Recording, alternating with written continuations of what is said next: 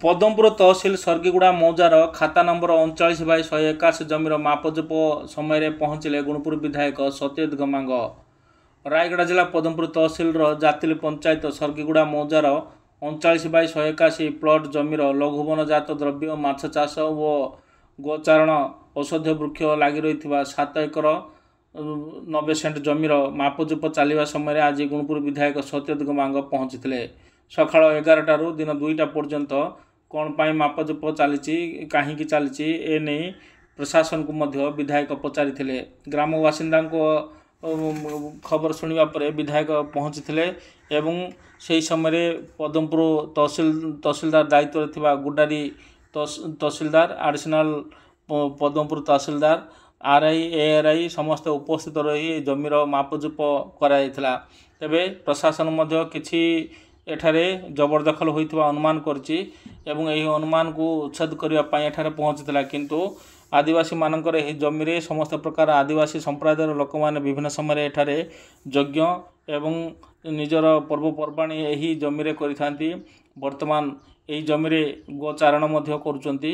एथिपई ए जमी आदिवासी मानकर एवं एथिरे कोनोसी प्रशासन एठारे हाथ किंबा कोनोसी उच्छेद करा जाय नै। लोक मानकर गाँ ना रही लोक प्रशासन सहित बुझासुझा करथिले। गाँ ना 7 एकर 90 सेंट जमी वर्तमान सर्गीगुड़ा बासिंदा नाम रही। एथिपई विधायक मध्य पचारि कौनसी उन्नयनमूलक कार्य करा जाउनी, किंतु गाँ लोक को ना रही एवं से आदिवासी परंपरा नीति नियम एठारे करुचंती। सेथिपई कोन पई एठारे प्रशासन पदमपुर ठारू दीर्घ 15 किलोमीटर दूर आसी एठारे एही भली कार्य करुची बोली पचारि। सेही समय पदमपुर दायित्व थिबा तहसिलदार एडिशनल तहसिलदार पुलिस फोर्स मध्य उपस्थित रही।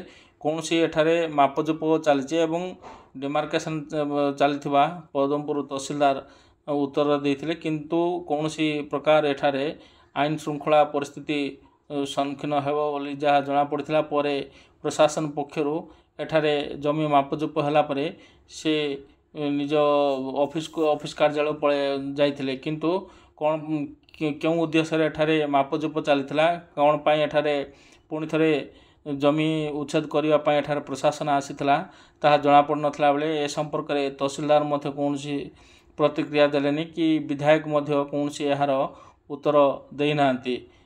तेबे ग्राम बासिंदा वर्तमान से माने जदि एठारे पुणी थरे एठारे प्रशासन पहुँचे तेबे ताहा प्रशासन ही दायी रहिबो। आगामी दिन में आंदोलन करा बोली मध्य से माने निज प्रतिक्रिया रे कहिसंती। आसन शुणिबा तांकर ग्राम बासिंदा प्रतिक्रिया। सर्गीगुड़ा ग्रामवासी नाम दयानिधि सबुर आज को प्राय 15 वर्ष हम सरकार आमको जंगल जमी पट्टा 7 एकर 90 सेंट प्रदान करचंती एवं से आम समस्ते मिलमिश करी गोटे बाउंड्री करचु 7 एकर 90 सेंट जमी रे एवं सरकार को आम जनइबारू आईटीडी थ्रू किसी आम गोटे यज्ञ कुंड तैयारी करचंती।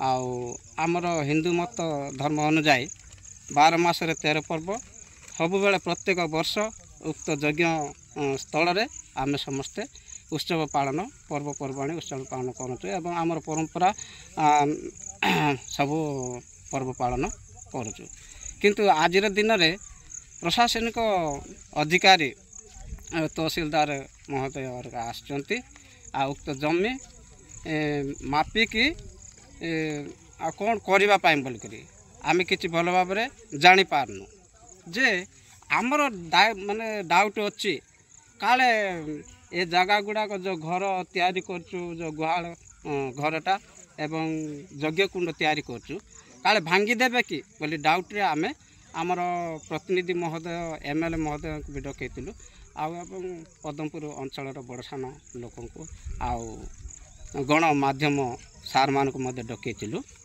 आज मापुचंती तार परिणाम जदि से माने जबरदखल करेंगे उक्त 7 एकर 90 सेंट जमी की ताले आगामी दिन में आम आंदोलन कर